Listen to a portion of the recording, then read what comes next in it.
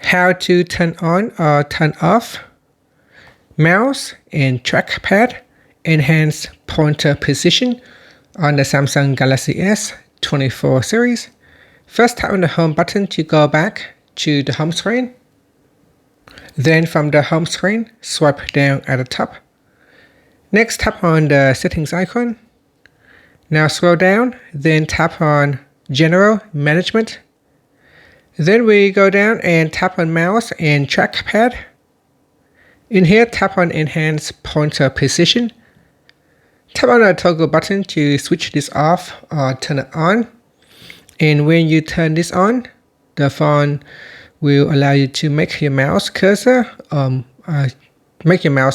move faster or slower depending on how fast you move your mouse. And that's it. After you can tap on the home button to go back to the home screen. Thank you for watching this video. Please like and subscribe to my channel for more videos.